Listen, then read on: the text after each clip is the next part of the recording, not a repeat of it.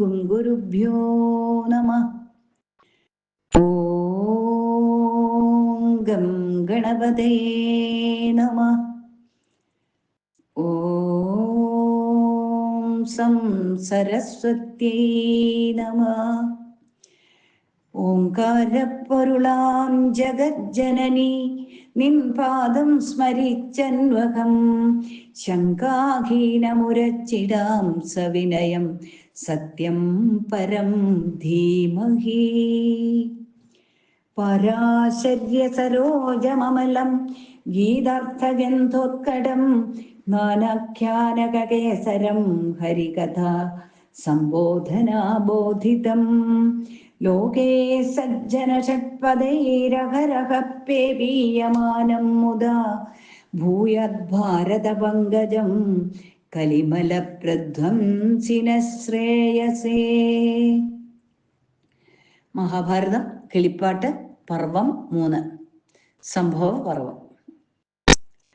ചാരുത കലർന്നുള്ള മോഹന വസ്തുക്കളിലോരോരോ തിലത്തോളമെടുത്തു സാരാംശത്തെ ചേർത്തുകൊണ്ടൊരു കൂട്ടിത്തീർത്തൊരു ദിവ്യരൂപം വാർത്തോളം ജഗൻ മനോമോഹനതരമല്ലോ. അദ്ഭുതമായ പദാർത്ഥങ്ങൾ സമ്പാദിച്ചതിലുൽപ്പന്നമായ സാരാംശം കടഞ്ഞെടുത്തിതു ശില്പമായൊരു തിലമാത്രമങ്ങതുകൊണ്ട് കൽപ്പിതമായ രൂപം പൂർണമായതു നേരം.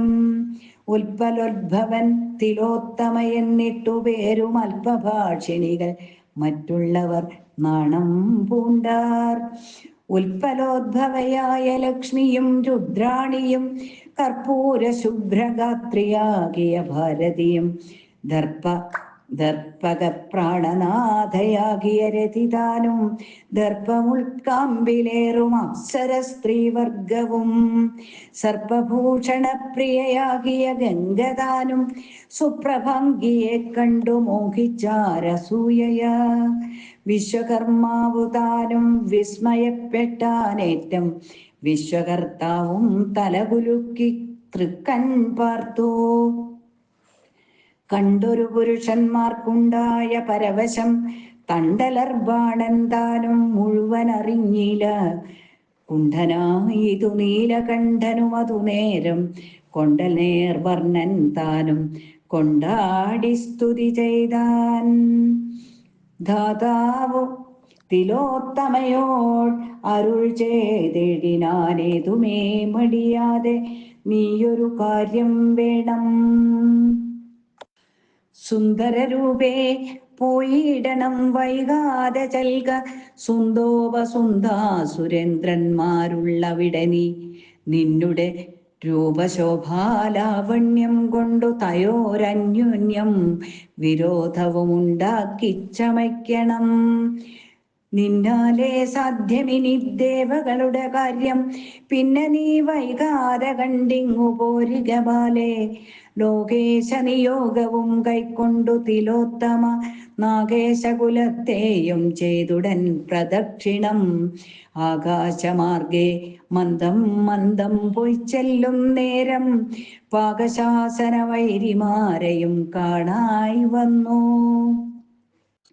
ഗന്ധമാല്യാലങ്കൃതന്മാരായി നർത്തകീ ജനമന്തികെ പാടിക്കൂത്താടുന്നതും കണ്ടു കണ്ടു ഭക്ഷ്യഭോജ്യങ്ങളോടും സേവകജനത്തോടും പുഷ്കലമായ ഭോഗത്തോടും അന്യോന്യം ചേർന്നു ഹൃദ്യമായിടുന്നൊരു മദ്യപാനവും ചെയ്തങ്ങുദ്യാനദേശേ വിന്ധ്യസാനുനി ശിലാതലേ സ്നിഗ്ധമായിടുന്ന ഭദ്രാസനെ വാഴും നേരം മുഗ്ധയായൊരു തിലോത്തമയും മന്ദം മന്ദം രക്തവസ്ത്രവും പൂണ്ട് മുക്തഹാരാദികളും രക്തമാല്യാനുലേപനാദിയും അലങ്കരിച്ചെത്രയും വിമോഹനമായോരു വേഷത്തോടും ചിത്രമായിരിപ്പോരു മന്ദസഞ്ചാരത്തോടും കർണികാരവും അറുത്തുന്നത സ്തനങ്ങളും തന്വങ്കി മധ്യേ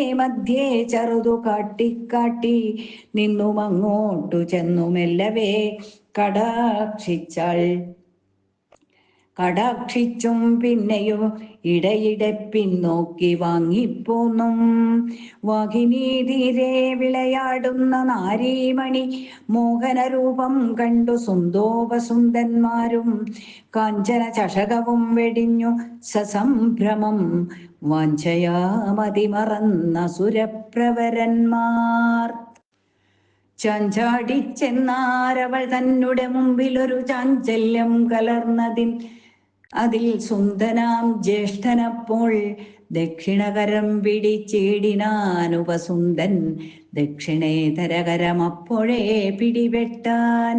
മത്തചിത്തന്മാരായ ദൈത്യന്മാരവളുടെ ഹസ്തപങ്കജം രണ്ടും പിടിച്ചു നിൽക്കും നേരം സുന്ദനൂപസുന്ദൻ തന്നോടു ചൊല്ലിടിനാൻ, സുന്ദരിയാകും ഇവളൻ എന്നുടെ ഭാര്യയല്ലോ.